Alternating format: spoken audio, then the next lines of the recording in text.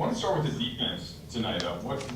When you guys are flying around at that level, what are the things that you look to first? Like, what are the indicators of defense being effective like that? Oh, the disposition. How mad are we? We got embarrassed on Sunday against the Clippers. We were all on a long flight, angry about how that game went. And our mindset was to take it out on the Raptors, and we did. Both with great ball movement and an angry, nasty defensive disposition. We executed our coverages with a high level of focus and detail, and we brought a great defensive disposition to the game. Frank, Caruso was talking about for the three-point looks, it's more about shot quality, and you've preached that, I know, all year. How do you square that at the same time as having a lot of turnovers? And do those, like, how do you have both good ball movement and then also a lot of turnovers, and how did that play out today? Yeah, I mean, we had too many turnovers, but a lot of that was because they got down 30 and started junking the game up. Full court pressure, zones and switchings and traps in half court. We didn't always handle it, as well as we needed to. But you're going to get easy buckets, or they're going to force turnovers in that type of environment. So when a team junks it up, might have a higher turnover rate than normal. But I was happy with how we moved the basketball, hunted high quality shots, didn't settle for mid range, and as a result, we got hot from behind the arc. And that's from one for me, quick. Just your thoughts on Mark continuing his play, Mark Gasol.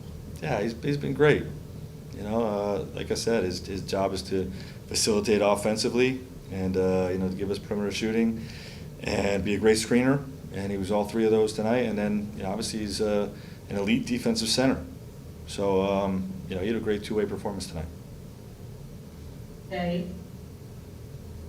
Frank, staying on Mark, so he scores the season high in points, ties season high in rebounds, ties the season high in blocks, and before the game you said you're hopeful you can throw him in the next game against Miami. Does this give you something to ponder when it comes to your starting lineup against the Heat?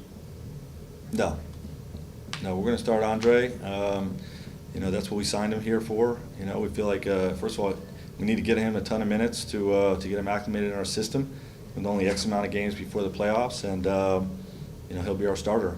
But like I said, we said this from the whole time through. We need all three of those guys, and all three of them are really good players. They're going to help us win a championship. So, but no, it doesn't change that. Kyle? Hey, Frank, allow me to be the first to ask you post-game about Ben McLemore and what he brings to the group, and maybe if anything about your series against Houston last year informed your experience with Ben. Allie, can I comment on that? Is it official? It is official, yes. Yeah, well, he's a guy that we had to know where he was at all times in that Houston series because he's such an elite shooter. And like I said, we're trying to win a championship here, so as much firepower as we can get, as many weapons as we can get, we're going to try to get. And Ben, instantly elevates our ability to knock down threes on the backside when double teams come, and to play the drive and kick game that the modern NBA is made on. So we're thrilled about his addition, and looking forward to getting him into some minutes and into our program.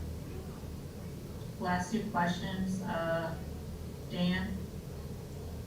Hey, Frank.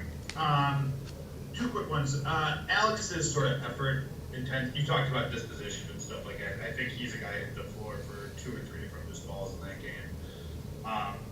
Well, I guess, what does that bring to your group when you've got a guy selling out like that, first of all? That's what we ask of our entire team. We want to be first to 50-50 balls. We want to dive on the floor. We want to be the team that's playing harder than our opponent every night. It's the number one habit that you establish during the regular season, and it becomes instinctual as the playoffs come around. Okay, you don't have to flip a switch or elevate your play. Okay, we always play that hard. And Alex is just one of those guys that's how he plays no matter what the situation is. That's why we love Alex. That's why Alex has helped us win a championship last year. So, definitely elevates the group when you see a guy hustle and playing as hard as that, but it's what we demand of our whole group. And then, do you know when Ben will join you guys? Is the plan to have him for Thursday?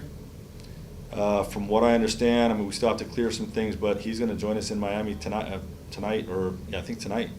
And you know, we won't have practice tomorrow, but he'll be available to, you know, providing the testing goes as scheduled. He's been testing, and he should be able to join us right away. And last, Jolan.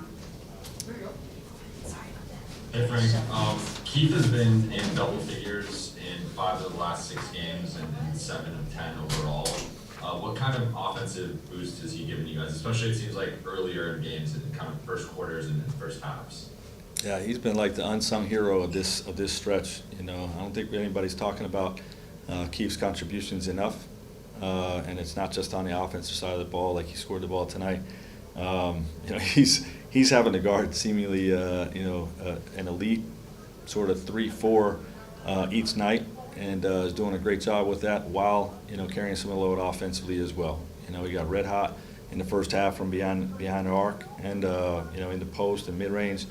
You know, he was doing it in a bunch of ways, and you know, his toughness exemplifies who we want to be in terms of being a team that plays more physical than our opponent. So he was terrific tonight.